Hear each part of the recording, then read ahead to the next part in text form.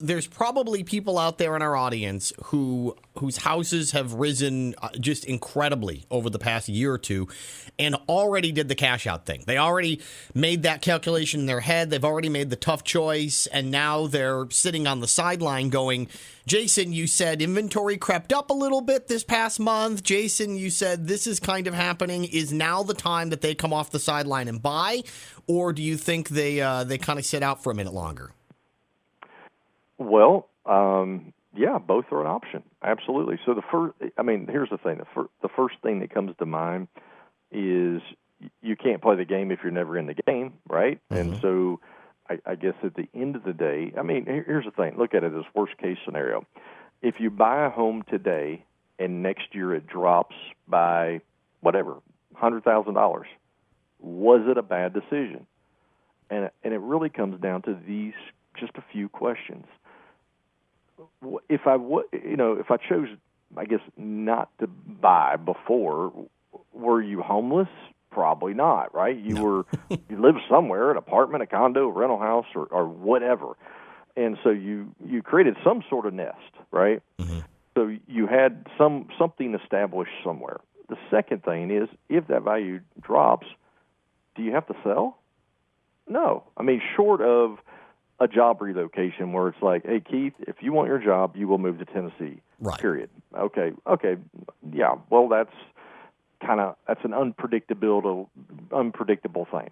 If you can predict and you know that you're going to be relocated out of the area, and let's say my time frame is always 3 to 5 years. If you know you're moving in 3 to 5 years, I would probably not buy. It's too short of a term. Or if you do buy, you need to put a very large amount of money down and finance it for a very, very short period of time.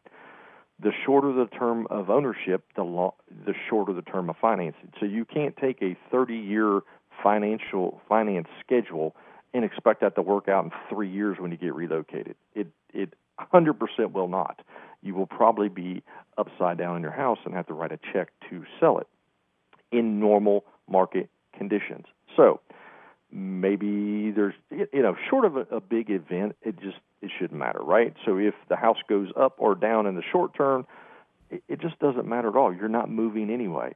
If you bought the house today and it went up $100,000, as we talked about before, once you kind of got your world established, I'm sure there is a number. I think everybody has a number, right, Keith? If the mm-hmm. neighbor came over to you and said, hey, my parents really want to live next door to us, we'll give you, $750,000 cash for your house. Will you move? Out. Probably the answer is yes.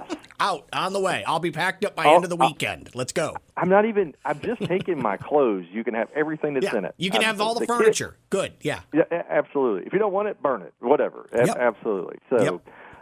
But here's what I see is typically we're focused on you're kind of getting focused on the wrong numbers, and so if you're looking at prices and thinking this is too much, I'm going to so overpay for this house.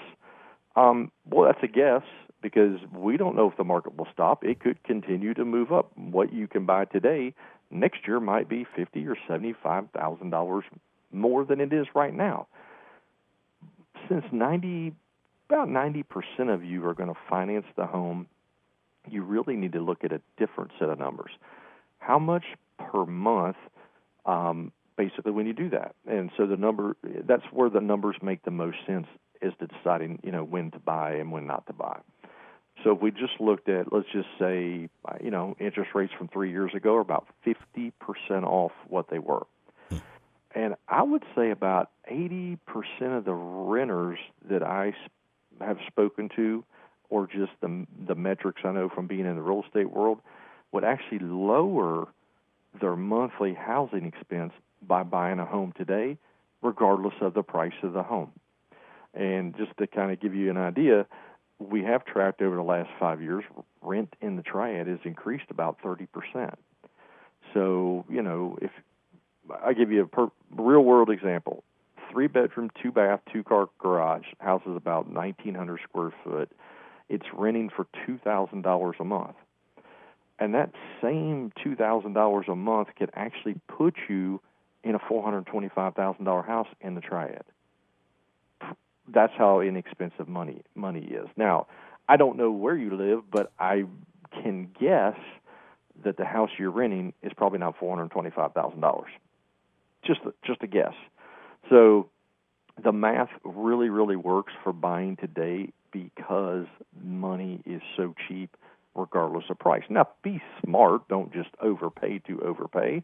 But if it's somewhere that you want to be that fits the lifestyle you want, maybe it's the school system you want, it's closer to your job, it's near parents or, whatever, childcare, whatever the hundreds of reasons are, if you compare it to what you would have to probably rent a home for in that area, it probably makes more sense with today's financial, the finances that are available, to go ahead and buy. Now, if you're paying cash, whole different argument, whole different conversation, but that's a very, very small percentage of people. And we do this radio show for the masses, not the few. No, I'm kidding. But no, if you are paying cash, then that's another analysis that we got to run through. So.